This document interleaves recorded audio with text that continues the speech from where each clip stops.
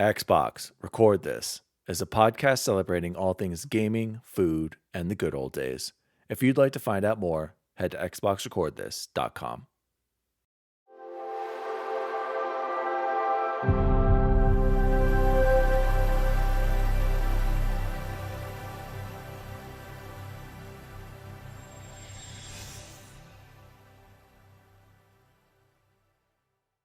Oh, hello. DaddyDWALLY here, and welcome to Xbox Record This, episode 19. 19. Fun fact, I used to be DWALLY19 back in the day, but I switched my name because 19 was my number for literally 1 year of sports, and I thought it was going to be my number for everything. It wasn't. And then the more I thought about it, had to get out of it. So joining me, as always, is the assistant to the co-host, ChipotleBear. How are you tonight, my friend? I am doing great, man. Even though we are one down, I know we'll address that here momentarily. Always great to see you guys. It's been a crazy long week, even though it's only a 4-day week. It's been a very long week, and so this always brings my spirits up as we head into the weekend. So I'm doing great, man. Doing great. Yeah, I completely agree. It feels like this week has been very difficult. I've been so tired lately. Jose, I think we went back to work Tuesday, so I had a busy weekend, and I'll talk about that in a second. But I literally played a little bit of Psychonauts, did like one level, and I'm like, man, I'm really tired. I think I'm going to take a nap. And this is like at 8:30, just passed out. Just set my alarm for 10:30. Yep. I'm like, maybe the guys will be on later. I can play with them. The alarm went off. I slammed it shut and went straight back to bed. Fell asleep until 4 a.m., then finally went up to my bed at 4 a.m. So yep. I feel that, brother. So like ChipotleBear said, we are one co-host down, or I should say assistant to the co-host. A good old BubbleBoy N7. Big update. They did have their baby girl. Everything is good. Baby BubbleBoy is alive and well and at home with the family. So shout out to BubbleBoy. He cannot be here tonight, but he sent us some of his top 5 lists. So we will get into that in a second here. Jose, so like I said, I just wanted to briefly say I went to my cousin's wedding this weekend, and we had a blast, Jose. It was so much fun to just get away. And I've realized that, as you become a parent, it's no longer about you anymore. And even though I had a fantastic 2 nights, because the first night I got to play some beer pong with Allie and just have fun with all of my cousins who are around my age and just relax without kids around, because we were lucky enough to have her parents, my wife's parents were invited as well. And so they were staying in a small cabin with us up at Snow Mountain Ranch up in Granby or somewhere up there, Winter Park, Granby, Grand Lake. And so they would watch the kids and put them to bed at night. So we had a few hours. God, that's a vacation nights. Right there. It was much needed, Jose. It was so, like I said, just so nice to just be able to do things and just be an adult for a couple hours, literally just 2 to 3 hours every night and not have the kids around, which, guys, when you have kids, a deep spiritual level right there. Yeah, man, you appreciate that time that you get just alone and just doing things like you would in the good old days when you didn't have kids. But having said that, I will show pictures some other time. I sent them to you of me dressing up as the ring bearer. It was perfect. And only a few people got it. And my cousin was very mad. Shout out to Francisco Arroyo. He was pissed. He's like, dude, you set me up dirty. He's like, why didn't you buy me the set of bow tie and cummerbund for $15 on Amazon? I'm like, you're absolutely right. I probably could have totally gotten you one. So he was not happy about that. But it was a blast. But like I was saying, Jose, the best part of the trip for me, hands down, was just seeing the kids have fun. They had this cool zip line playground that Grayson could have done literally that one thing. He would have had fun forever. Exactly. Took him swimming. There was he went down a slide, like a tube slide. It was probably like 10 feet long, right? Just a short one from 12 steps up and down. Yeah. And loved going down the slide. But I sent you the highlight for me, Jose, was seeing my little man dancing like Jigglyfish. Rhythm don't mean a thing, He was getting just having him, dude. Did you see him like almost break dancing, getting on the ground and everything? Yeah, he was about to start popping and spinning on his back or something. Like, honestly, it's just such a highlight. I had no idea my son was such a dancer. It just made me smile and tear up so much. So the highlight as you get older, you guys, everything you hear about having kids is true. Like The days are long, but the years go fast. And seeing your kids just develop their personalities is the best thing. And just seeing sides of them you never thought possible and them growing and developing is just, that's the best part of being a parent for me, Jose. It's just seeing them enjoy themselves, have fun, and develop. And it was pretty cool because I don't think it was with Brookie and Maddie quite yet, but I'm sure it was for Grayson. Was this the first family event like that where you didn't have to basically hold him the whole time? Yes. Like, I'm sure you still did, and obviously you help with food and stuff, but he got to just kind of go play and be his own little kid. That is a phenomenal period to be in. Like, you just feel like such a, like, oh my God, I can just have a drink and talk to someone for 5 and not minutes. have to be constantly holding him, watching. Exactly. This was the first wedding they had been to as a family. And like you said, the first time where I just let him do his own thing. Like, I'm trusting you. I'd even tell him, like, Grayson, I'm trusting you. If you want to go run outside on this patio they had there, I'm like, can I trust you? And he's like, yeah, you can trust me. And because he had other cousins that were just running around doing, of course they were being crazy and probably could have seriously gotten hurt, but you got to let them out and do their own thing, and I'm sure you know this, Jose, you've got more experience than I do. And you're absolutely right. It was the first time we went to a wedding as a family, let him stay up pretty dang late. I remember him seeing the stars. He's like, look at all these stars. I'm like, Grayson, we've seen Dad, what are those? Like, well, because we usually do put him, no, seriously, we usually do put him to bed pretty early, so it's still light out most of the time. But I'm like, Grayson, you remember in the winter, it's like dark, like, don't act like you haven't seen the stars before. But to an extent like this, like, it was pretty funny. But you're right. It was good to just let him. Like I said, just you're extending those boundaries for him and letting him off the leash a little bit, and trusting him. So it was really cool. And so shout out to Allie's parents for being there and letting us have that time together. And I, like, me and Allie, I'll have to tell you another story about Allie and I, but we had a great time. Speaking of which, for the listeners out there, DWALLY is the real MVP on Saturday night, which I think was the wedding on Saturday. No, the wedding was on Sunday night. I was playing Warzone with Snelling and Nico and some of the fellows, and all of a sudden we see DWALLY pop on, and I knew he was in the at this wedding, and we had heard that he didn't have internet or even a TV to play on, and so I was like, no TV. How is Dan playing? And so he wasn't. He was on the Xbox app on his phone, but he wanted to join our chat, and he got Allie on, and let's just say they had a good time that evening, and so it was just a hilarious 2-minute. Hey, Allie. Hey, guys. It was the drinks were flowing. That was the beer pong night. Like the salmon of Capistrano right there. Yes. I love it. And Allie doesn't drink that, so we're drinking those pre-made margaritas or whatever. So I was definitely a little tipsy that night. So shout out to the boys. I missed out. You guys got a couple of Warzone victories, I'm sure. So we got some dubs, which I didn't think would happen without you. And I don't mean to say that we don't need you. We'd still do, but I really didn't think that ever happened. Well, you had Diddy Milk. Diddy Milk's pretty solid. He's a pretty good gamer. That's a shout out to Diddy Milk. Yeah. So sorry. So yeah, I just wanted to share that we went on this awesome wedding. So shout out to my family. And you got back Sunday or Monday?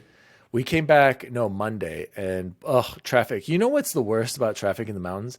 Is that literally we would have had zero traffic, except there are random, stupid one stoplights in the center of a town that will back you up literally for miles. 25, 30 minutes, miles, because of that one traffic light. Like, why don't they just adjust that and be like, let's let it go a little bit longer when we know there's traffic? But another topic for another day.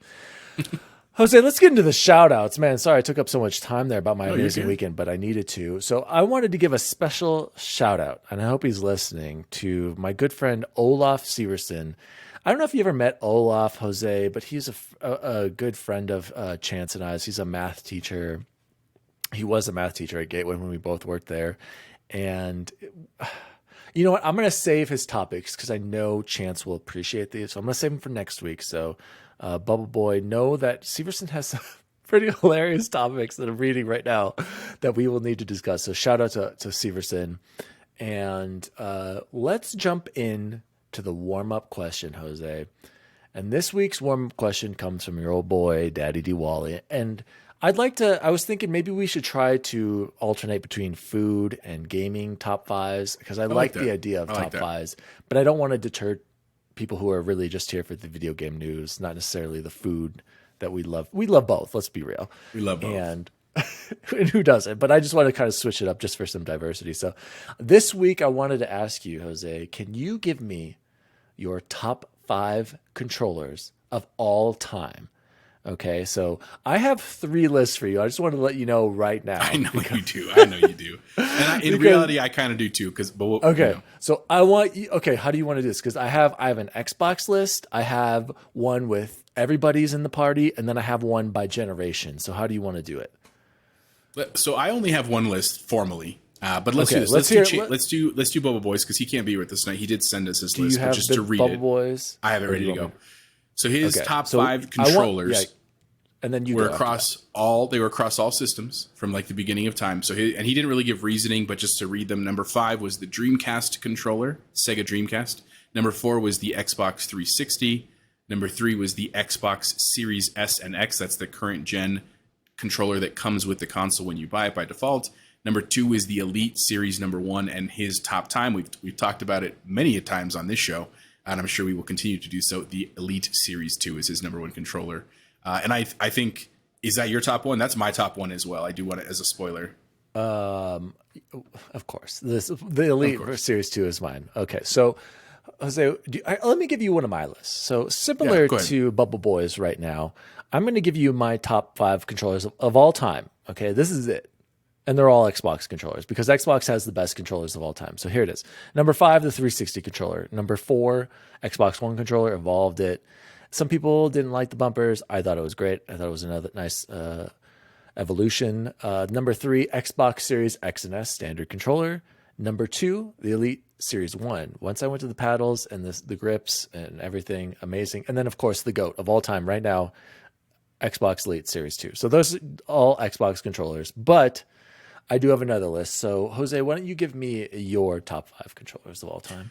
Yeah, so mine, and here's what I would say. I actually inherently agree with Chance, and it sounds like you were like truly the Xbox series of controllers for the last 3 generations.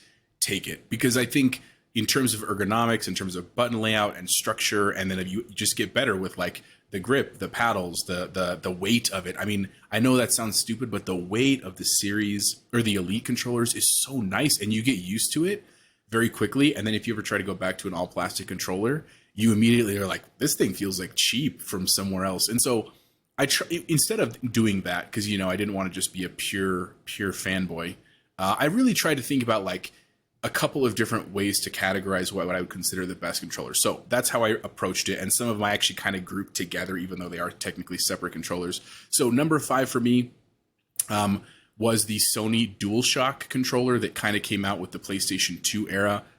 A couple of things. The twin sticks. This was the first time we saw the D-pad with the twin sticks on a controller. It was revolutionary at the time. You also tied it with, they had the vibration at the time, which again, now seems standard on every system, but it was really big at the time. And then they also introduced the 2 triggers, like having R1 and R2 as opposed to just an R and L button. Big for the time. It was around the year 2000, around the millennium. So that was my number 5. Number 4, I also put the Dreamcast on my list because even though Dreamcast was honestly a failed experiment, it was the last ditch ever by Sega to be relevant. It didn't quite play out as they had hoped. The controller was actually surprisingly comfortable for the way that it looks. And what I actually really liked was how visionary it was with the memory card. So if you didn't know this, or if you remember, there were these little memory cards that you could put in it, in the controller itself, and they had a screen on them. And so the idea was that you could actually treat them almost like a little mini Game Boy in the controller, which at the time I was like just blown away. Oh my God, there's so many applications. In hindsight, I don't remember what those were. The only one I can remember, and I never even used it, was the NFL 2K game, whether it was 2K1 or 2K2, whatever. If you remember playing old football games where you were just above each other on the screen, you could always see what each other picked for a play. You know what I'm saying? Because all the plays were laid out, defense and offense, you could see what each other chose. And the idea with that card was that you could actually go take the card out mid-game and go choose your play on it in like another room and then come back, put it in your controller, and it would feed it so you could hide that. Sounded really cool. It just didn't ever work out that way because who wants to wait for 2 minutes while you pick a single defensive play, right? But anyway, cool anyway. My number 3 was the N64 controller. And as much as I think I know it was a weird controller and it clearly didn't last. It was so number inventive. 3. The number 3 controller of all time is the ends. Oh God. Okay. But let me tell you why. Let me explain why.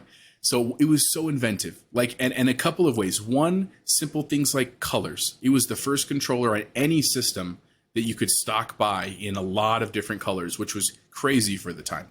I'm pretty sure the PlayStation 1 actually had clear and like different colors, but you can keep going with yours. Well, yeah, like third-party ones, but not first-party from first Sony. party. First-party PS1, I remember having a specific clear one. But anyway, continue with this horrible rant on this 64. Color, they also were like inventive. Like they designed the controller for things like the Rumble Pack, and it hadn't even been invented yet. Like that didn't come out for years after the 64 came out, but they had the built-in port on the back. I think it was a serial port.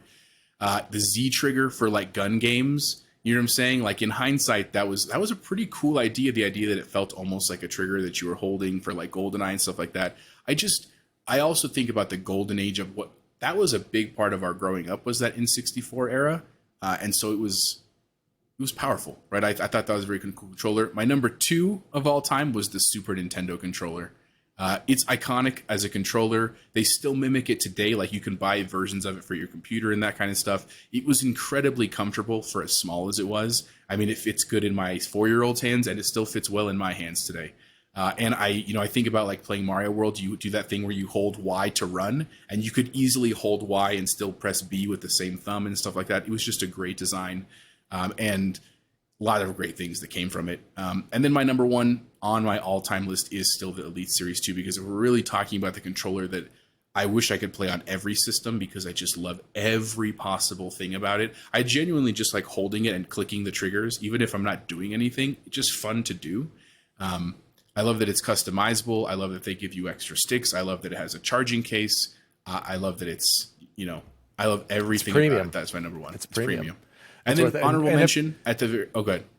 Go ahead.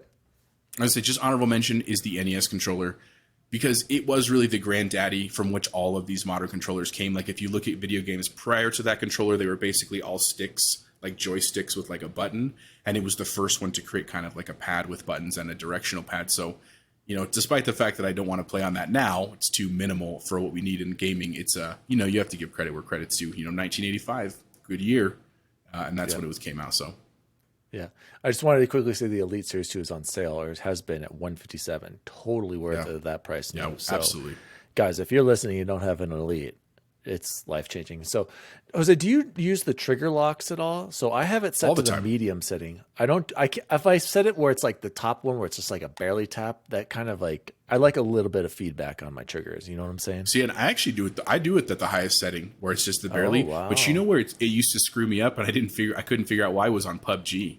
Because if you do that, when you drive you're like a car, flooring the gas. Yep. And you're just barely. That's what happened to me the other day. Something like that was happening. I was like, oh, I see. I got to change this. So you're right. Like with the racing games, you can't, because it is like, are you giving it 25, 50, 75%? Throttle. So good list there, Jose. So I'll give you my second list, and this is kind of similar to what you were saying. I wanted to get everybody in there if I had to pick one, from, like I said, from the big 3, from Sony and Nintendo. So and I also thought of this list as, if I'm playing on PC for some reason, like no consoles are available anymore, and I have to pick a controller, these are the controllers I want. So number 5, I would go the OG Xbox S controller. Remember, they revised it, and that was a big deal, and that was kind of like the start of the controller of what we have right now, and it is still very comfortable. I remember when we recorded when I was out in Pennsylvania, I held the Duke, and then I held the S, and I'm like, the S still feels good. They were ahead of its time with those triggers. Those triggers are still good. Number 4, and I think I'm just being nice here, because I actually don't think the DualShock 4 is that great of a controller. I put the DualShock 4 on here because, to me, that's the best PlayStation controller I've held. I haven't had the DualSense yet, so I can't give an opinion on that. But the DualShock 4, and I think I have it right here, or no, I don't. But the DualShock 4 you can add the back trigger or the back paddles. That makes it a lot better. But I will say the one bad thing is, like, with the DualShock, it's kind of like longer, like horizontally. You know what I'm saying? With that stupid touch bar that is a pointless extra button. I always thought like the controller was comfortable, but I find my hands hurt when I use that for some reason, like that extra length for some reason. I don't know. I have a problem with it. But DualShock 4, worst thing about length hurts your hands. I know, that's right. I think the Xbox controller is smaller overall, but for some reason it's just more. They do all the testing. They know what they're doing over there at Xbox. Let me say this about the DualShock 4. The worst part though about the DualShock 4, the thumbsticks. Thumbsticks are trash. Those convex. Yeah, I don't like them. Terrible. I feel like my thumbs are sliding off of those all the time. The grips are terrible, guys. I hope the PlayStation 5, the DualSense is better, and they also need to work on their triggers. Their triggers are terrible. Number 3, and I do think this is probably a pretty good controller, very good actually, except for the A, B, and X and Y are messed up, is the Switch Pro controller. I do really like that controller. That's a good choice. That's a very excellent, comfortable controller. That is a great controller. Number 2, I said Xbox 360, X1, X Series as a group controller. I mean, they've evolved on each other. And number 1, Series again. And then my one last list, if I had to do it by generation, so I broke it up by generation. I started with the SNES era like you. Fantastic controller. Love it. I can still play on that just because of the muscle memory and playing on that for so long as a child. So SNES, then the next generation, PS1. Like you said, I remember the PS1 before it had the thumbsticks, and then they added the DualShock too. So, and I thought it was a great controller. And obviously that's the kind of the form they went all the way through DualShock 4, basically. And then I said the OG Xbox S model. Then I said 360, and then I said the X1 and Xbox. So honorable mention, and I didn't hear you say this. I was kind of surprised. The GameCube controller. I thought that was incredibly comfortable. I thought it was a comfortable controller, but I hated the nub. I thought that was stupid. I hated the layout. I hated that A was your dominant big button. I think that was dumb. I didn't see. I initially thought that too, but they were onto something. And I like that one more than how it is now because A is the dominant button on Xbox controllers, right? The A and the B are similarly, well, not the B, but the A is like your dominant button for Xbox, right? Yeah, but would you want that button bigger on the Xbox controller? No, but I'm just saying, for me on Nintendo, I was like, okay, this makes sense to me. Whereas now A is on this B spot, which is dumb. They need to switch it back. I hate that. And then I also said the PS1 DualShock controller. That was a great controller. I played a lot of PlayStation 1 games, PS2, all the way through PS3. That's basically the same controller. So shout out to the PS1 DualShock. Did you want to add anything? Speaking of controllers, it was on neither of our lists, was the original Xbox controller. And it's not on my favorite list, but one thing that you have to talk about is the breakaway cord. Yeah, the breakaway cord. Because that was the only controller in history from a first-party studio or a first-party company that ever had that. Because it was also at the time, obviously, we got into wireless, and obviously that's now the standard. So that was big, man. That was they were the only ones who did that, right?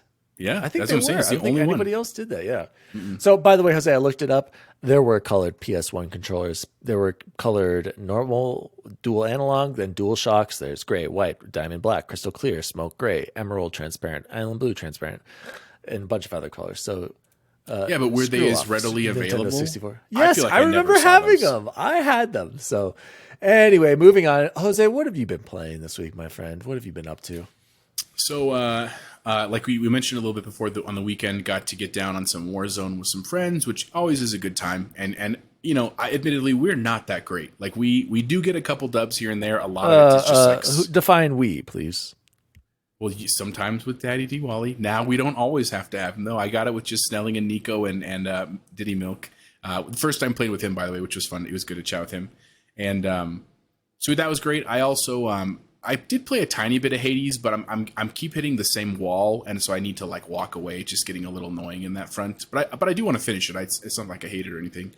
But then I actually finally also really started it and got into Psychonauts. And man, it is really cool. We'll do a full kind of review of it once we get through it. I actually just finished the casino level. Have you done that one yet? That's exactly where I am. That's just what I just completed. Really Really cool, right? Fun and varied really levels, and just I like how.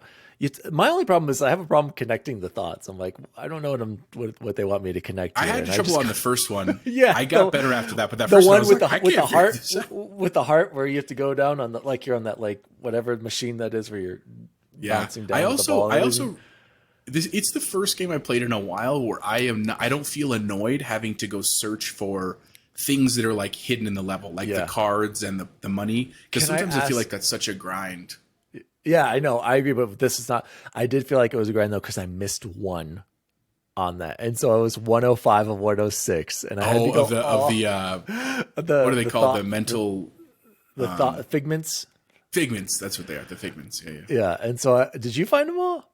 Oh no. But here's the thing. So if I don't know if you've gotten that part, and it's not a spoiler, but after that level, you get the ability to go the back ability to to go any back. level. Yeah, And that's so what I I actually, did. That's I exactly just where went I back stopped. and did the very first level, and I think I got 100 on that first level. So Yeah. I might go back and do that with the second world and go back stuff. But I really am liking it, and I definitely Yeah. want to finish it. I'm sure we'll talk about it as we get through it for sure. And I feel like the art style is really cool. I think the guys in Defining Duke were saying how it just feels like that late 90s, early 2000s cartoon style. And I don't know, maybe that's hitting a nostalgia wave for me too there with that. So I'm really liking it. And I like how I can just jump in and do a little bit. And I'm like, okay, I'm going to play something else.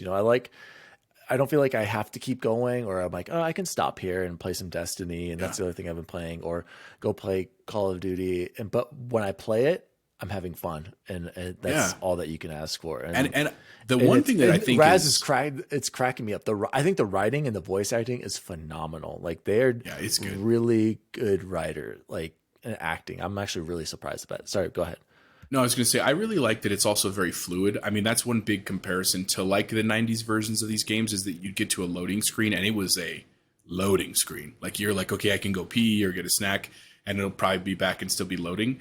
And this one, there are loading screens, but they are maybe 3, 4, 5 seconds max. And obviously some of that's the System X resources and stuff. But yeah, the SSD. I got to ask you, you know where I got stuck, Jose, was where you're racing with the heart. I couldn't make one of those stupid jumps on the. Are you serious? I got that first try. Yes.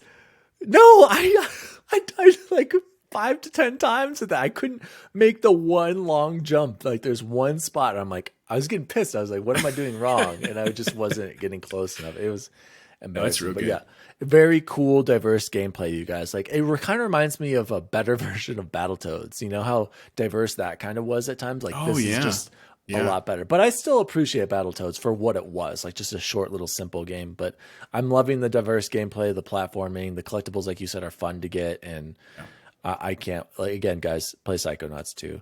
The only thing I've been playing is some Destiny. And I don't know why I grind in that game, but it's like, they just got me with that grind loop, Jose. But I haven't to all of us, man. No shame. To some of the campaign stuff, and it's just beautiful. Like, and it's a shame too because there's some times where I'm just running through, jumping through the level, and I should really just stop and admire all the artwork and the design that they put into it. So shout out to Destiny; those guys at Bungie know what they're doing. Jose, was there anything else that you're playing, or should we move into some Xbox news, my friend? It wasn't me, but it's in my household. Penelope, my 6-year-old, finally finished Donut County, which is an Xbox Game Pass game. Very simple mechanics. It does actually get a little more complicated toward the end, and there's actually even like a final boss. I admittedly had to help her with the final level and final boss because she's only 6. But it was cool. It was a fun story, and it's definitely she's getting to the point where she genuinely enjoys playing games or even watching me play games, and like it's been a nice way to connect with her. And I'll tell you one thing that's really hard as a parent, and then we can move on. Is just there are so many games that I really want to share with her. They're just not appropriate for a 6-year-old, and so it just gives me a lot of excitement for one day, right? Like one day to be able to show her games like the and that's good. And you guys still have the Switch, right? We do still have the Switch, but we don't play it that often. But you got to get her on some of those SNES classic games. I think maybe like Super Mario World. Just start with that and Donkey Kong and do those, and then she can work her way up. Like I want Grayson. Like when did you start getting her into games? Because I'm trying to wonder, like, when do I get Grayson into it?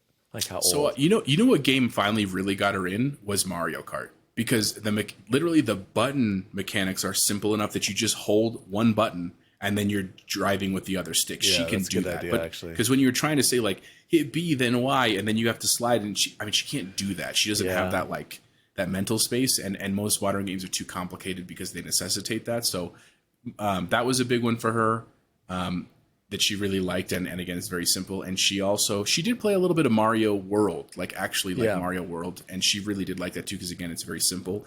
Like we went back and played the original Super Mario for like NES, where that first level that we've all played a billion times, and finally, it took her a lot of tries. She finally got through that one level. Yeah, and that's kind of rough though.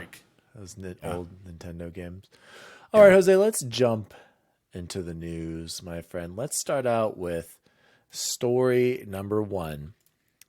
And I don't know how much this really affects you, Jose, because you're not, well, one, I think you deleted it off your console right away after you flew over your house. Yeah. But Jose, I just wanted to give a quick update on the Microsoft Flight Simulator, the Top Gun Maverick expansion has been delayed. And obviously this is due to the film, which I learned actually after hearing about this. And I'm like, oh, great. Does that mean the movie was delayed?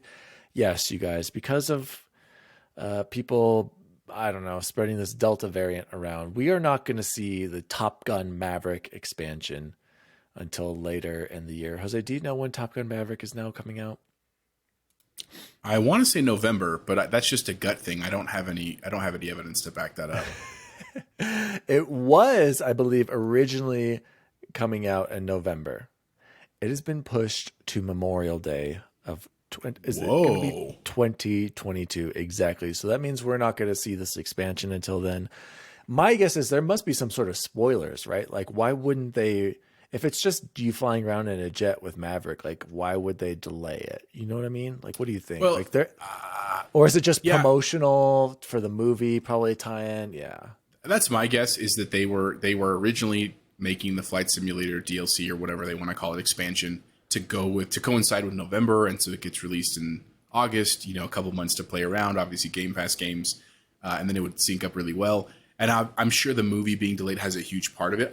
Maybe spoilers. I don't necessarily know about that. But here's the other thing: more promotion. They're not making money from it necessarily because it's a free add-on for the Game Pass people. And yeah, they'll make some from the people that buy it. They will. I know that. But realistically, I don't think they need to push it. And here's the other part: they might have also been pushing it to get it produced in time for November. And now, if they don't have to for May, I mean, it's that Cyberpunk thing. Take another 5 months. We have plenty to play in the meantime. Yeah, we do. And make it really awesome. You know? You're right. This is really just a bummer for me, guys, because I just want to watch Top Gun Maverick. So let's move on. I'm a huge Top Gun fan, and that would have definitely made me want to play Flight Simulator more because I can't imagine how cool it would be flying jets in a real simulated fashion. Like, I've only played like Ace Combat, right? And I don't know how fast that's moving, how accurate that is. So it would be cool to compare jets to, other planes. Let's move on to this one. It's pretty funny because you just beat it, Jose.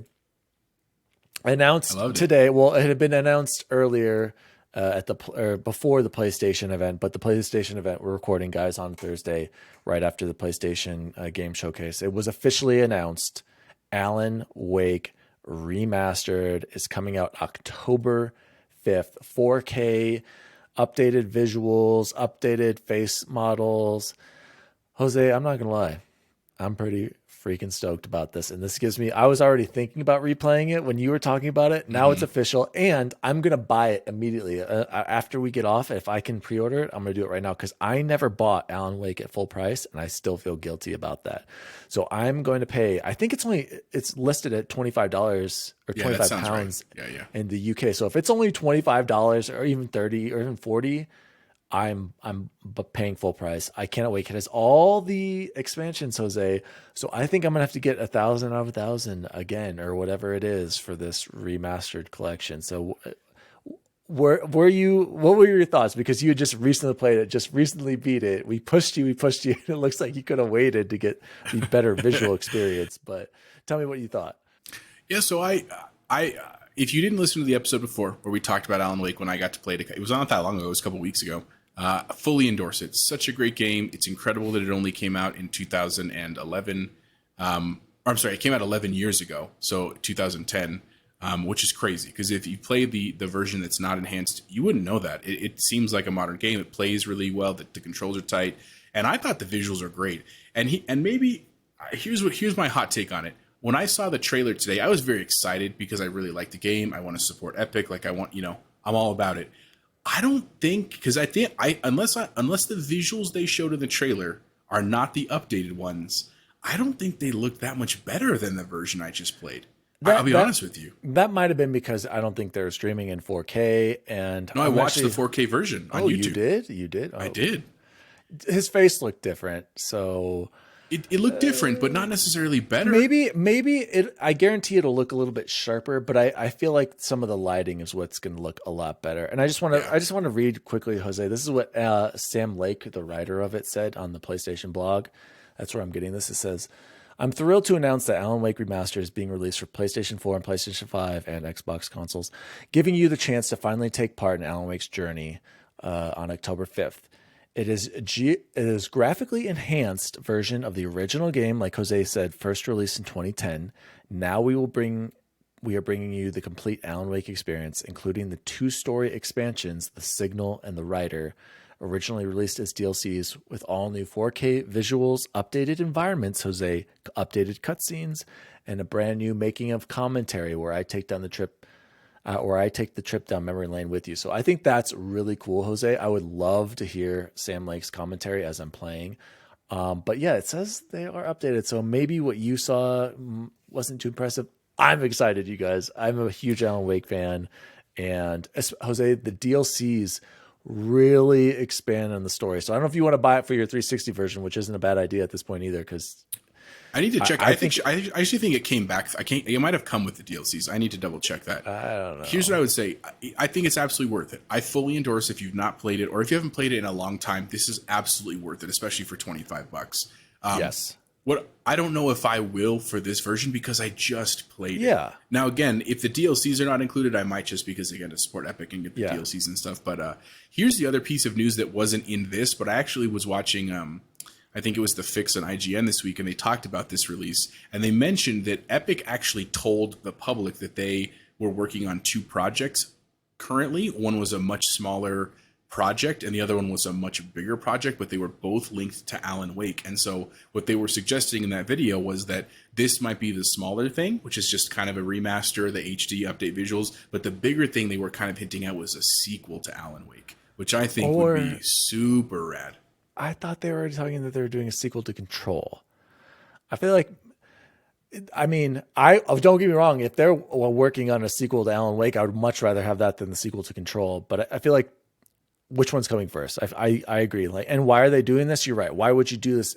Maybe Alan Wake 2 is next, but I thought they were saying they were going to do Control sequel next. But either way, exciting stuff. Maybe you're right because maybe the deal, you might be right, Jose, because the deal when they were talking about Control 2 might have been with 505 Games, and you're saying this is Epic. So, yeah.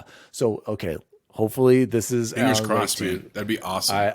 I can't wait. And I'm happy that more people get to play it on PlayStation because it absolutely. I was going to say that too. Kind of like, like a cult hit. And the more people play it, I'm super excited. And I was listening to Destin Legary on IGN Unlocked talk about it, and he was saying, oh, this kind of looks, he had never played it either. He said, oh, this kind of looks like I'm getting Control vibes. I'm like, well, yeah, that's because this came before Control, It's the same. So please, guys, play Alan Wake. Next up, Jose, we have a new controller firmware update for Xbox controllers that is heading out to insiders, and this is coming from the Xbox Wire. Xbox controller firmware update rolling out to insiders starting today. So eventually this will make it to us. And it says, today we are excited to begin flighting a new firmware update for Xbox One controllers with Bluetooth support, Xbox Elite Wireless Controllers Series 2, and the adaptive controllers that deliver next-gen features previously available only in Xbox Series X and S controllers, including better cross-device connectivity and reduced latency. So better cross-device connectivity. So basically, these controllers now will support Bluetooth Low Energy, so better pairing, reduced latency.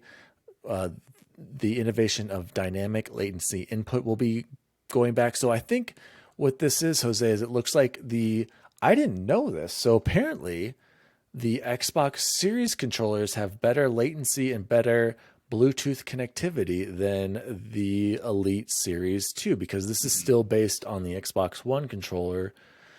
That makes me super excited because I only use the Elite. I don't use my standard series controller, so I would like the reduced latency. I would like to be able to pair this up with a PC and have that, because I do notice sometimes I feel like some lag when I connect this to my laptop, because sometimes I do jump on to Destiny 2 or Call of Duty, which I was trying to do on my trip. I had my gaming laptop, which can run those fairly well, actually. Some of them I get over 100 frames per second on like medium settings or high. So I can play those games, and those have cross progression. So that's really nice. I hope all games have cross progression from now on. So this is exciting news for me. I didn't know that these series controllers offer better latency and better Bluetooth connections than the Xbox One controllers. Any thoughts on this, Jose?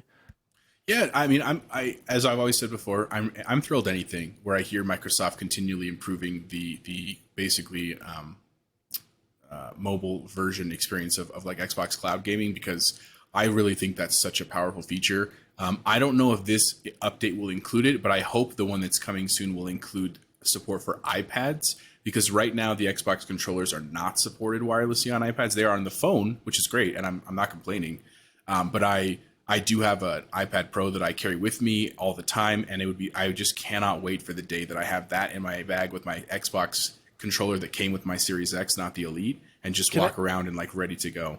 So when you play with your do you use an Xbox Series controller at all with your iPhone, or are you using your Elite? So I use the Series controller. Do you feel like there's lag on that, or do you feel like it's really good? Because I don't think I've done that, and I guess I should, because they've got the reduced latency. On my phone, I felt like it was great. On the iPad, it didn't connect, and so I was like, when it first came out, I was so pumped when it was out of beta and I could access it, and I was like, why is it not working? And I was getting frustrated. And then I found a post that said it's not available yet on the iPad. It will be coming, and so that it was a little bit of a bummer. And I tried it on my phone, of course, just to try it. But then after that, I was like, I want to wait though, because admittedly my phone is also now a couple years old, and I use it every day all the time, and so my battery's not lasting as long, and so. Again, I'm not really in that situation where I would be so desperate to play, I guess because Halo hasn't come out, right? To say like I need to get my phone and play right now. And so I'm hoping maybe by November when Halo comes, it'd be sweet if I could have it on my iPad, because that'd be awesome, man. Yeah, and I feel like once that comes, and the more you have when you're working these games and stuff, and you have to stay at school, like I think it's awesome that you'll be able to jump on and play some quick games. So I'm all for this. I had no idea that, like I said, the Elite controllers were not on the same technology as the Series controllers. So I'm all for this. Jose, let's move on to the next one. Very quick little kind of announcement here. So I just wanted to say that the Halo Infinite, the next multiplayer beta or flight, whatever they're calling it, will be available to everyone. So you don't have to be searching for your emails like old Wally like was. we all thought we were. Yeah, I thought I was in another flight. It was just the Master Chief Collection. I'm like, who cares? So it will be available to all on September 24th. I'm pumped. Jose, did you read anything? Did they announce like what kind of game modes are going to be in it? Because I didn't get a chance to read, or is it just they haven't said anything yet? I don't know if they specified. I didn't read it through, but I think they were just getting people pumped. And I honestly, it doesn't matter. I will play whatever modes they give us. And exactly. And so part of it is go ahead. You go ahead. I was just going to say, like, this is going to be for a lot of people the first time they get to do it. Like, not like a very small selection of people got into the technical preview, me being one of them, and like nobody else in our friends group was in the preview. So all of you guys are going to get to experience. You're going to get to experience the bots. You're going to get to experience the maps. Everything's going to be new, and you're going to love it. And I'm so excited for you. So sorry, go ahead, Jose. I'm pumped. No, I was going to say, I wonder if it will be a true matchmaking situation, or if it will just be the bots. And it doesn't matter either way. I'm happy to play either way. And I told you last week that I am trying to kind of stay away from Halo stuff because I want to be excited. But the way that I'm treating this is like I need to bring my skills back, because right now they're tuned to Warzone and other stuff, and I haven't played Halo like that in a long time. And frankly, if you don't train a little bit, you're going to get destroyed very quickly, very often when it comes out. The skill curve. I will say this, Jose, I don't feel like you're going to be spoiling anything. I feel like multiplayer, this is only helping 343, and I want to help them as much as possible. Yeah. I expect there to be PvP because they turned it on for like an hour, and of course I missed it back when the first flight happened, and people were going crazy like, that was so awesome, so sick. So I'm sure they're going to do bots again, because I read this whole huge blog post, which I did want to share with you guys, and it was really cool. They were basically explaining the feedback they were getting. Like, one of them was the radar. People didn't like the new radar, so they're switching it back to how it was. Some sound stuff. Some people wanted to change the needler. And then it was about the bots. People were saying that the difficulty didn't really scale much, and I kind of agreed. Like, there weren't much difference between like the easy and hard. Yeah, I don't remember what this ODST and Spartan bots or whatever. Like, there wasn't much of difficulty curve, so they're changing that. The bots kind of acted the same at the beginning, would go to the same spot, and you could just spam them with grenades. So they addressed that. They also said that they're going to address how accurate they were with their grenades and some of their shots, because there were times where like, how the heck did he throw this perfect? Like what consistently, where I'm like, I can't even do that. So they're addressing it. It's really, I'm so happy that 343 has been so transparent, and I think they they deserve more praise for that.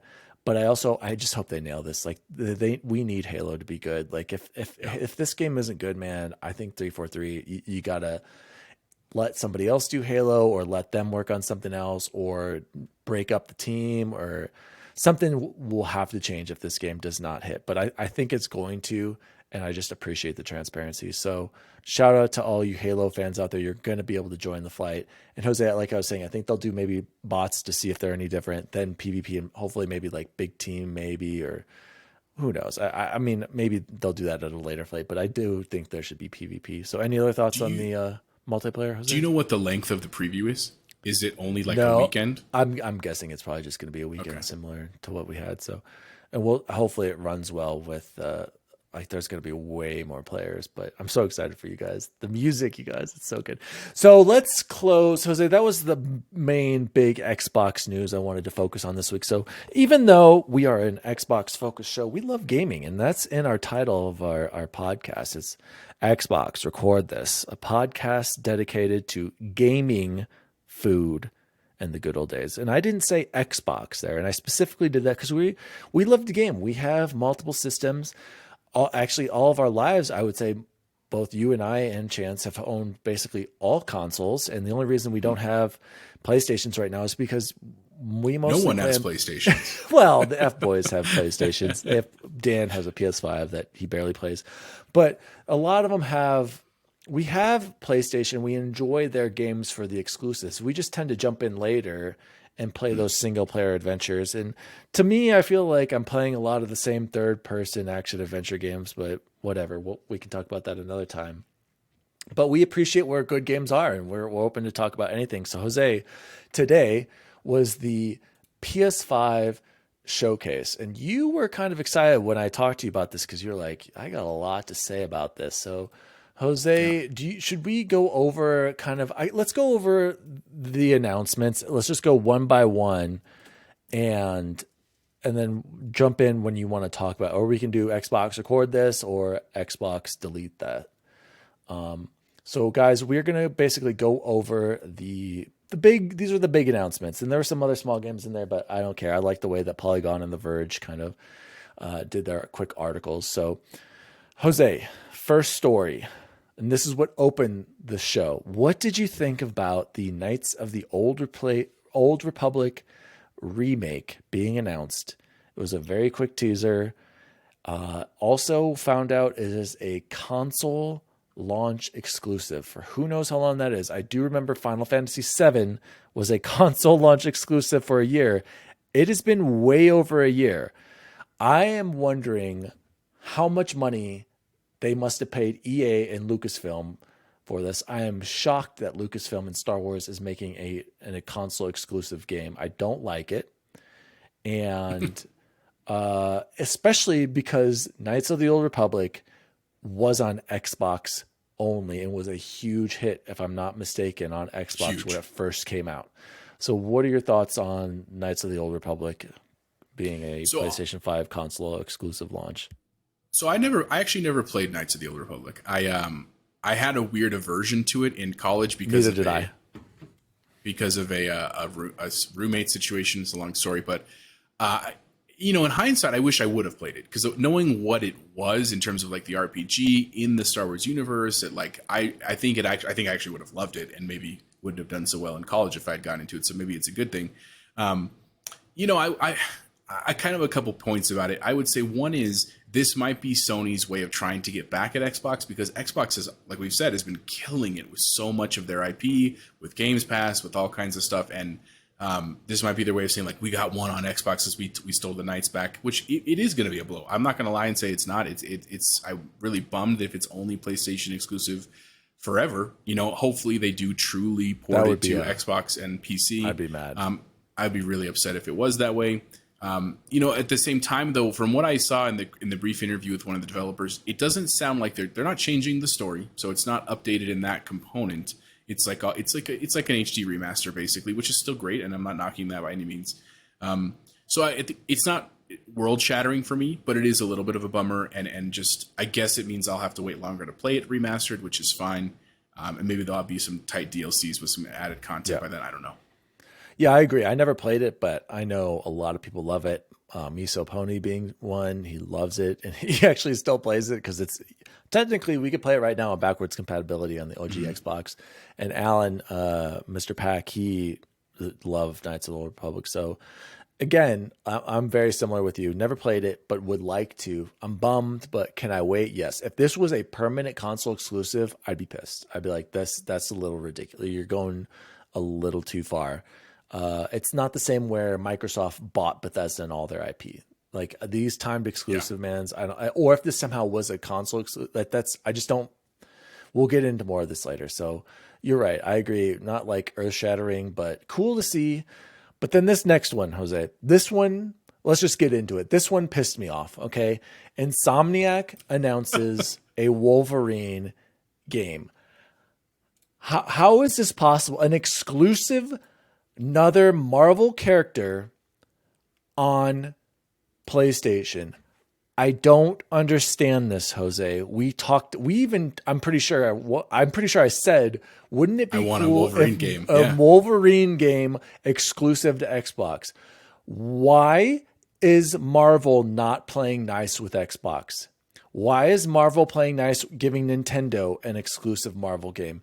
Giving Spider-Man. I understand Spider-Man. Like, I know there are film rights to Spider-Man with Sony, which Sony is so lucky that they secured that because they would never have had Spider-Man if Fox wasn't desperate and back in the day and sold the rights to Spider-Man to Sony. Like, think about how much, like, that is a huge deal back then that is going to continue to pay. Like, even Spider-Man being a part of the Marvel universe, you see the Sony ad right at the beginning of whatever the next Spider-Man is. You see a PlayStation ad Far From Home during No Way Home. No Way Home at the end of it. Like, wow, talk about just, first of all, again, hitting the jackpot with the Spider-Man deal and hitting the jackpot with Insomniac Games, only paying like $230 million for them. What a steal. The best, hands down, the best developer that Sony has right now. They've made banger after banger after banger, Jose. Sunset Overdrive on the Xbox One.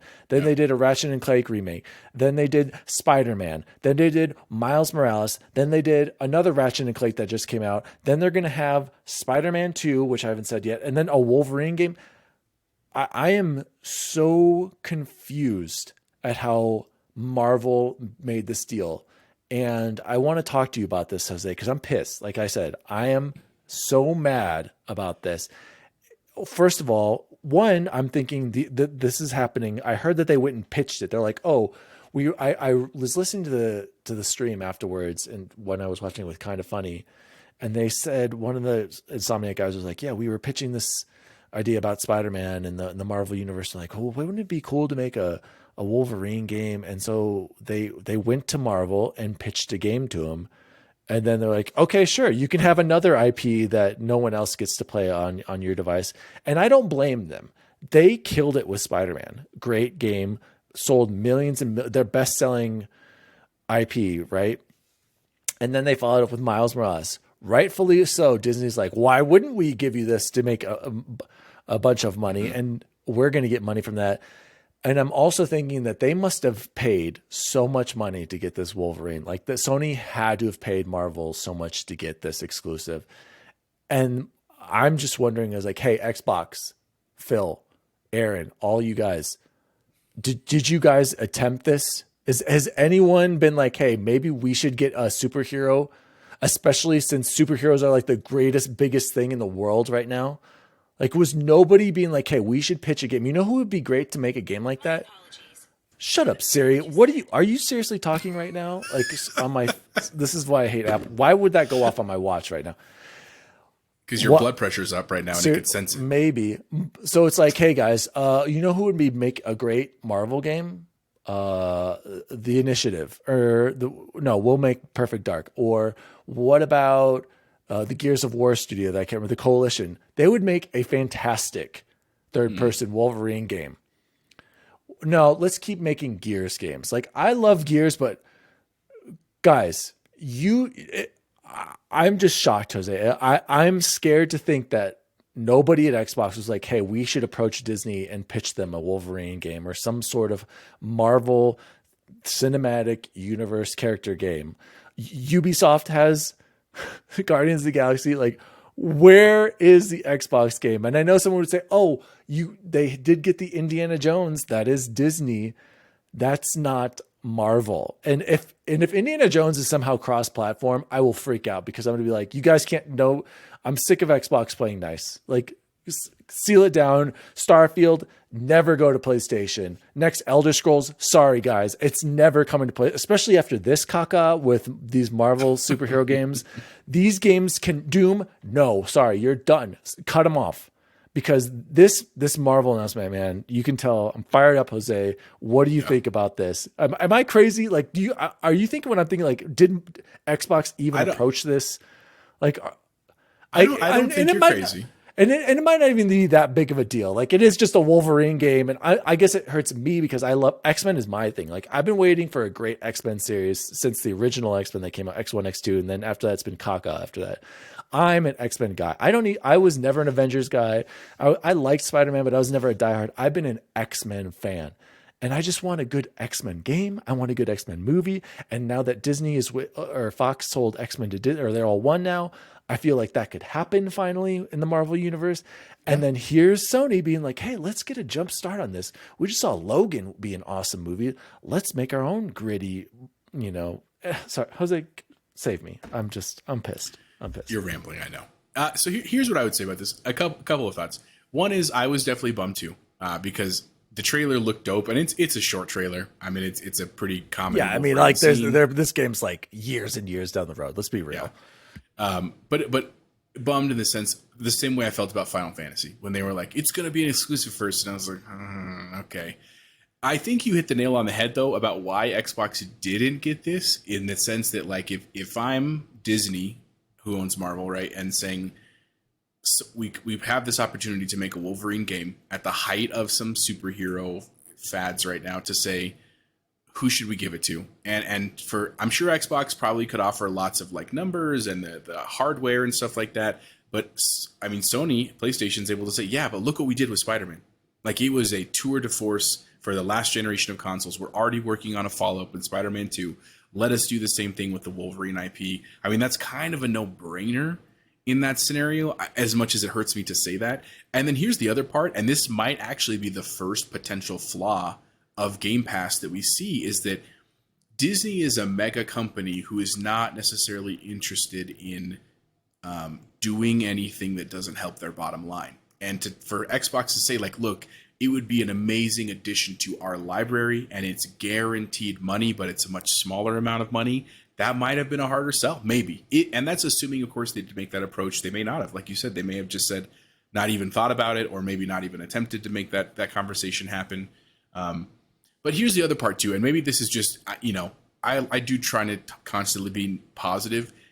Just what if this Wolverine game sucks, though? You know what I'm saying? And I don't think it will. Dude, I'm not saying Insomniac does I not I know. miss, They man. make amazing games. Dude, like Sunset, I wish Xbox would have purchased them, but they've had a deep history. Like, what a great move by Sony. But yeah, no, keep going. They don't miss. It's going to be fantastic.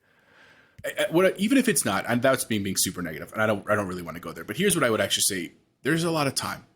There's a lot of time between when this game is realistically going to come out and what could change.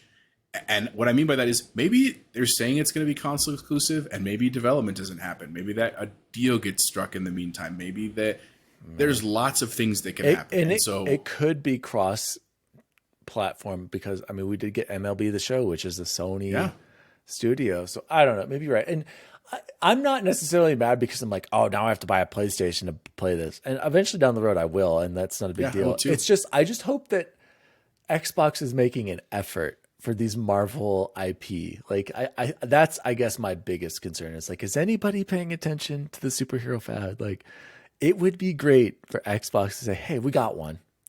come play ours, you know? So Guardians, just kidding.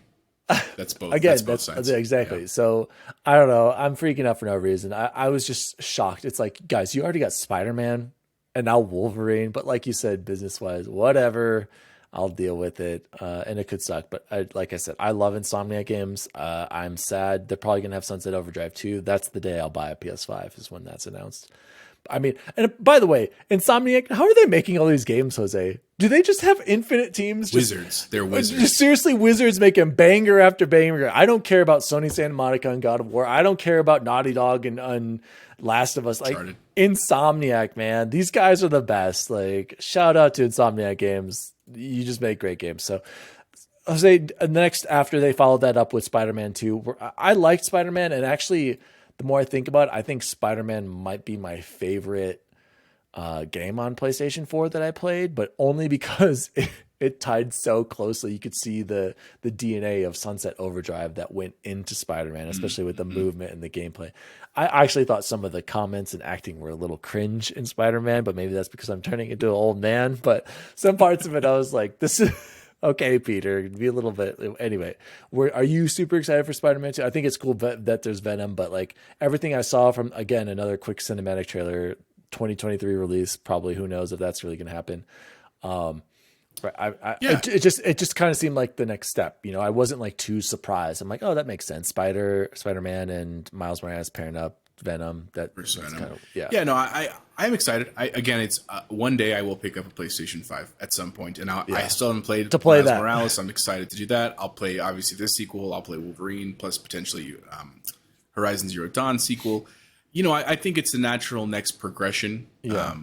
And I'm sure they'll make a lot of money off it. And I'm not saying it's going to be a bad game. I would say it's kind of expected. You know, I mean, Venom is a major villain. Obviously, the movie with Tom Hardy came out a couple of years ago, and I still need to watch that. It was cool. I liked it. It didn't get amazing praise, and when you watch it, you'll understand why. But I'm excited to see that the new sequel to that with Carnage. I'm sure that will eventually spill over into the Spider-Man universe and stuff. So I like it, man. I think I'm on board for it. Again, trying to be supportive of all gaming. Like it is really cool to see. I mean, you remember the Spider-Man games we used to play on like Super Nintendo? Like you compare those games until the ones now, man, and man, it's pretty cool how far those games. I hear that come. Activision one on PS1 was like a really good one. I hear that might have been like the first. It was, but like go look at the graphics of it. I know, but I mean, like you can say that about anything. I like Spider-Man, but I did also think it was a little repetitive and a little bloated. Like keep it focused, you know. Yeah. But like you said, I'll play it down the road. God of War, I liked God of War. I've never been into it. That was the last one that I was really looking to talk about. Was the trailer looks cool, and the first God of War, like of the new generation of God of Wars, was a great game. Super cool story. Loved the element with his son. Without any spoilers, like it was really really cool. I enjoyed it. This is a natural progression there. What I will say that it was kind of interesting. I didn't think the graphics looked that much better than the one that came out a couple years ago. And I was going to say that, like, dude, if you would have just held on to your PS4, Jose, you literally could be playing Horizon and God of War, and you don't even need a PS5. Maybe even Spider-Man at this point because of this chip shortage. So who knows? And I also, by the way, think it's super funny. Like, we believe in generations. We're not going to make cross-gen games, and yet here Sony is, especially after this shortage, even though they're selling it on PS5. So I agree. Like I said, I respect God of War. I thought it was beautiful. I thought the combat was satisfying, but I've just never been really big into the characters. I've never been big into Greek mythology or Norse and all that. So I'll play it down the road, you know. I think that's really the bigger announcement. Yeah, those were the big ones I was looking at. Gran Turismo comes out. I'd rather play Forza any Horizon day or Forza Motorsport. This Project Eve looked like a slasher. Don't know what that is. And what was the other one? Oh, the Uncharted. I thought it was interesting. The Uncharted, the legacy of these. Like for me, I take that back. My favorite PlayStation 4 game is Uncharted 4, then followed by Spider-Man. I love Uncharted. I've gotten platinums on all those games on PS3, PS4. I love Uncharted. I think it's interesting that they're finally bringing their games to PC. I'm hoping more of their games are coming to PC like the same day as they comes to console. Who knows? Sony is definitely more old school when it comes to that. Because if that's the case, Jose, then maybe one of these days I would buy a big beefy PC Gaming Master PC. Race because Yeah, then maybe. I can enjoy both. And especially with how it's integrated with Xbox and the Xbox app, like I could still join a party with you guys. I could still do everything I could essentially on Xbox. And then I'd have access to PlayStation games. So Full library, yeah. but at the same time, that's more expensive than having a Series X and a PS5. So never mind that. Just talked myself out of that old argument. But it would be cool to get like 4K. I guess if they could do 4K 60 on console, that's all that matters. But yeah, I guess the consoles, never mind about that PC. So one other thing, Jose, I just wanted to say really quickly, Grand Theft Auto 5, you guys, it's being released again officially. We're getting the updates. Yeah, I saw that too. Delayed. It's coming in March 2022. They were trying to get it out this year. Not going to happen. COVID, all that. So I'm a little concerned about this because I want to play this, Jose, because I'm hoping they fix the online stuff. I did notice they showed a little bit of it online, and the guy was like in an apartment or something, and you can see everything happening outside. Before on 360, don't even dream about that. On Xbox One, you might be able to look out, and if you flew your helicopter at just the right moment, you'd be like, oh, I see him. So hopefully there's improvements there, especially with loading times. My gosh. Yeah. You still haven't played it though, have you, Jose? No, I haven't. I definitely will be excited to do this, and I'll wait for the next gen upgrade because I'll play through it for sure at that point. Dude, the campaign, Jose, I would play it again. Absolutely worth your time, and I'm sure it still holds up because even though it's wild to think that game came out in 2013, but still, dude, that's almost a decade later. That's crazy, gosh, dude. That's scary. The satire and the writing would still hold up, and you would appreciate it. And I think that Trevor's acting, and you love it. He's in The Walking Dead. He was in The Walking Dead. He's in other shows that you like. Yeah. No, I know. I'm not hating on him. I'm all about Stephen Ogg, you would. Why is my phone going off? Or because your heart rate's up, man. You got to take some breaths. Anyway, thanks, Apple, for your great devices. All right, guys, that was the heated me freaking out about Wolverine and the PS5 announcement. And in the end, you're right. I mean, is it that big of a deal? No, I'm shocked. But like you said, financially, they're probably like, yeah, heck yeah, make us another hit and make us millions of dollars, even though Disney doesn't need it. So, Jose, let's move in. Should we do the good old days? I kind of feel bad. Dude, it's been through like 4 weeks. We need to do this one.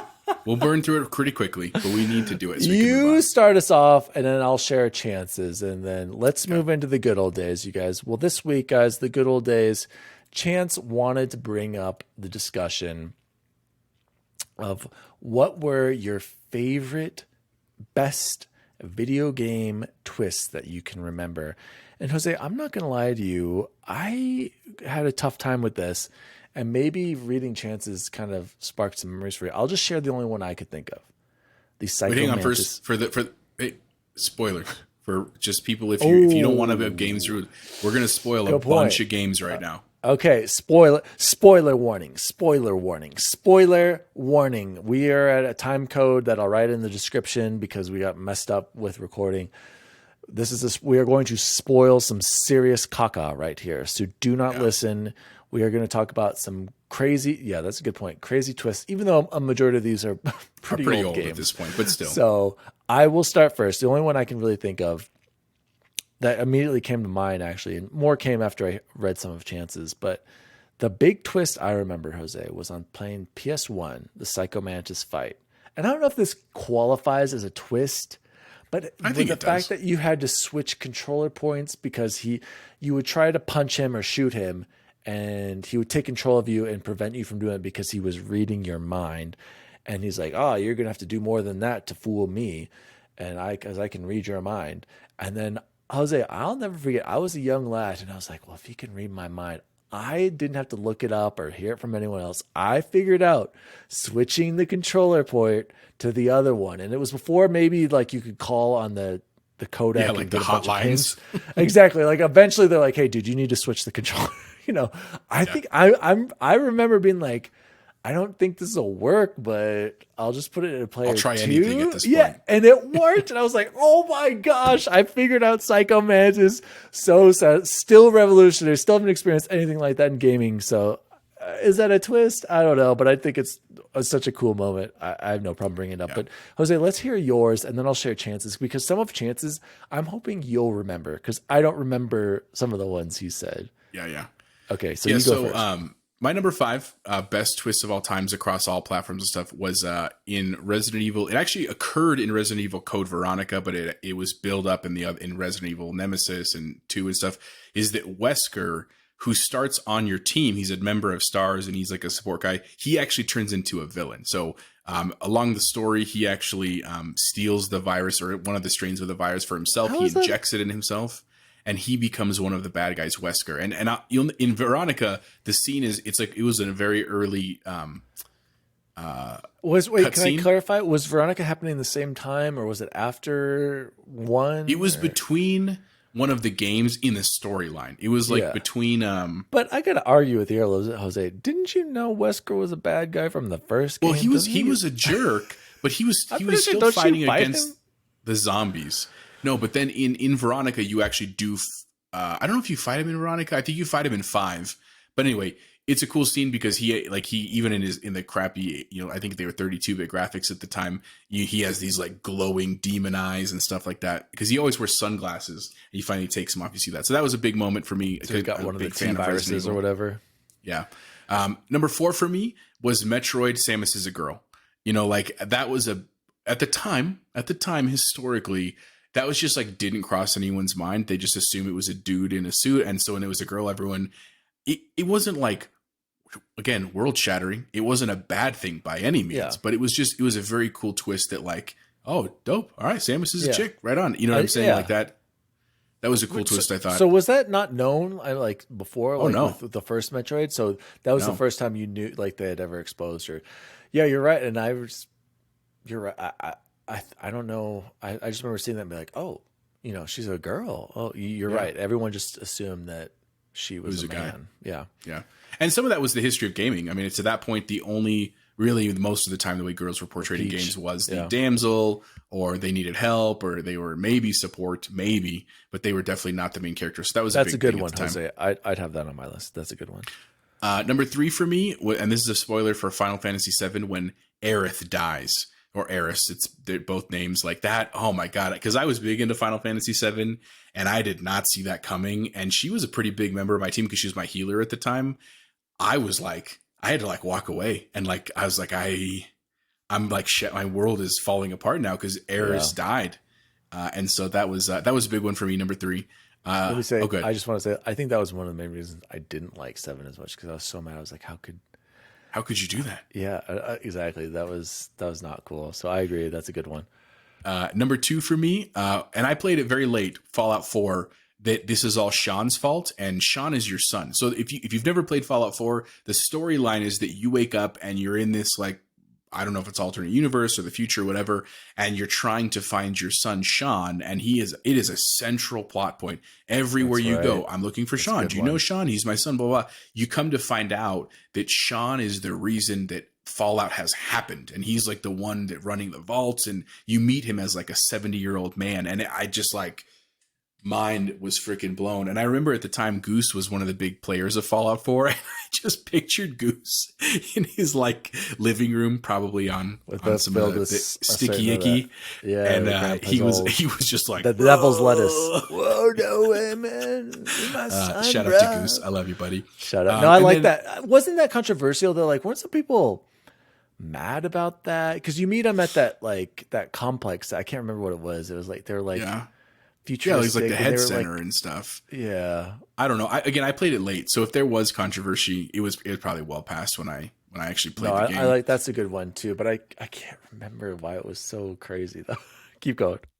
And then my number 1, because even though I had actually heard hints of it, like I had heard people say the twist is so insane, when it finally did happen, it was one of those like totally mind jacks. You was the BioShock one, the Would You Kindly, and so that one again, we mentioned. Can you explain this one to me? Yeah, so okay. I just want to say, Chance also has this on it. Let's get to that. No, I guess go ahead. You're gonna have to help me with Chances because I don't remember all of them. But the whole "Would You Kindly." So explain that to me better, because I just beat it recently and I can't. It's because he's the bad guy, right? And all right, guys, we're gonna have to interrupt there, Mike. We're gonna have Mike difficulties. Yeah, so the basic premise of BioShock, if you've never played it, is a first-person shooter, but it also has like some fun elements where you have like weird powers and stuff like that. And the story is that you wake up in this underwater city called Rapture, and you don't really know why you're there or why it's underwater. It seems like in disarray, and there's like kind of androids around. Some are helpful, some are trying to kill you.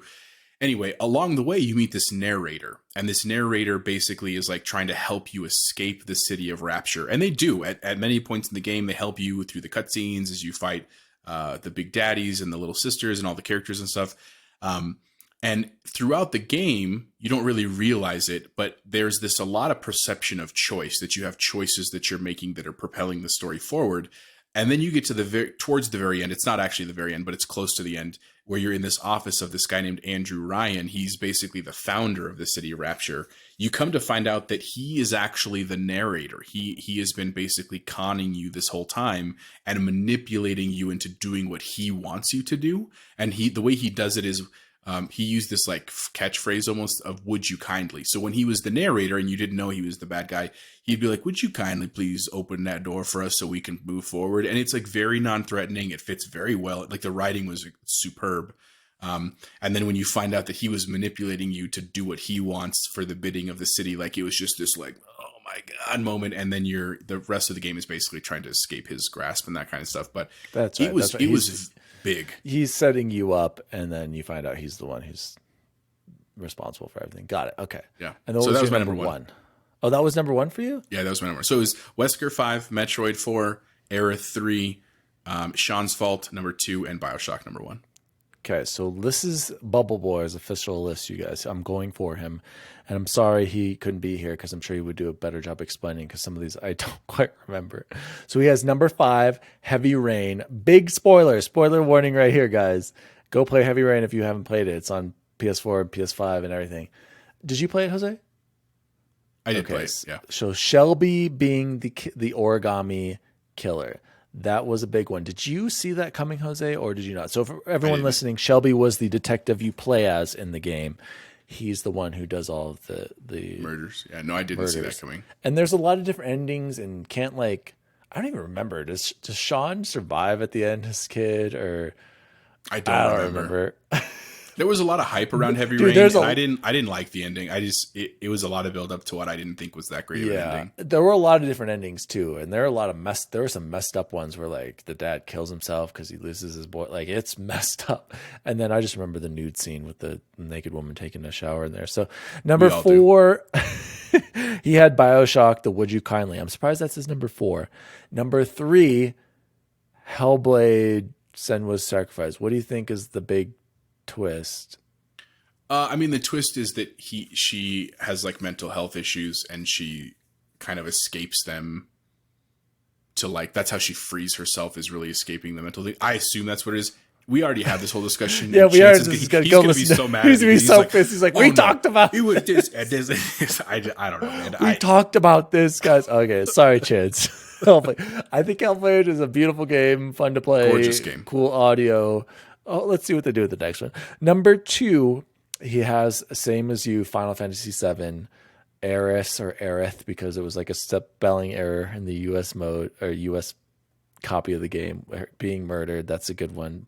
That was Sephiroth, right? Just yeah. Yep. Yeah. And then number 1, this one, I'm kind of surprised that this is his number 1 twist, was that Assassin's Creed, it takes place in like the future, present day, and that you were actually traveling back in time. Oh. You know, I mean, I get it. Like, I do remember that. I do remember being like, "Whoa, okay, they're in the Animus, and that's how he's going back in time." Because you're right, all the marketing for the game was pure historical. Altair was all all history, and just about an assassin, and this having this. Yeah. I mean, I remember being like, oh, but then at the same time, I'm like, that's cool.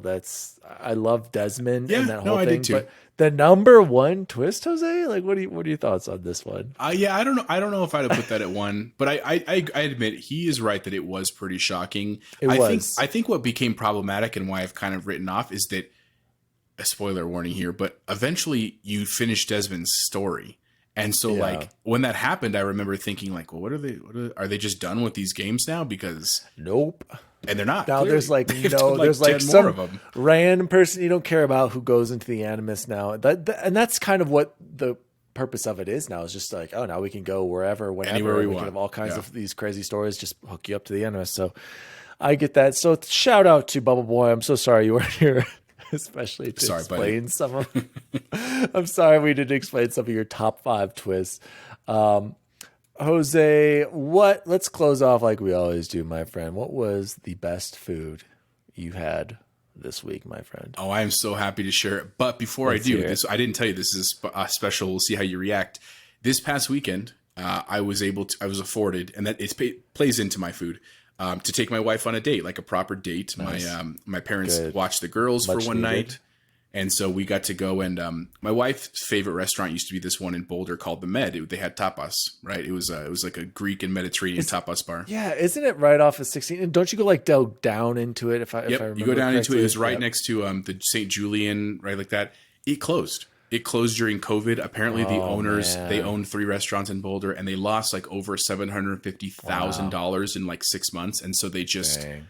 they closed all the restaurants, and they said, we're done. We're going to enjoy retirement and move on and that kind of stuff, it's a bummer because they were literally like Boulder institutions. Yeah, Anyway, no, Jose's absolutely right. I went to see Boulder's one. I knew of the Met, even though I think I met a girl there and we were supposed to go on a date, and it was like too busy, so we went somewhere else or something like that. yeah, it was So, you have to get reservations when it was open. Anyway, Yeah. so that closed down during COVID, and my wife has been really bummed that there's no good tapas place. Well, fast forward, one of my teachers and my principal's wife, who's a good friend of us, mentioned that there's this new place in Reno called Barcelona, and that it's a tapas bar. And I was like, perfect. So I told Victoria we're going to go get tapas in Reno, and it was delicious. And that's where I had the best thing I ate this week, and I'm going to show you a quick picture of it. It was a honey whipped sheep's cheese with pita. Now, when I read it on the menu, I was a little like, I don't know about the sheep's cheese. It was absolutely freaking phenomenal. So I don't know if you can see that in the photo if you're watching the video. It's like a tray with the cheese at the bottom, and then this is pita keep up top. it there. That looks like a dead goat liver sliced up on top. Well, I can tell you eggs. it tastes like heaven. It was so freaking good, dude. And, definitely recommend it if you're looking for something different for a date for your spouse or loved one, or just if you're meeting someone new. Check it out, Barcelona. They also had great drinks and stuff like that. But anyway, real quickly, afterwards, we actually met up with our old friend Kella. She happened to be down in Reno with her boyfriend, and they were at this other place called the Number 38. Shout out I'd to never heard of Kella. it. And so we went over and met them, and we saw their friend playing in a band. It was really great, had a nightcap, and then we were getting ready to leave, and the band finished, and all of the players were like coming out and talking to the crowd and stuff like that. And all of a sudden, this girl came up to me.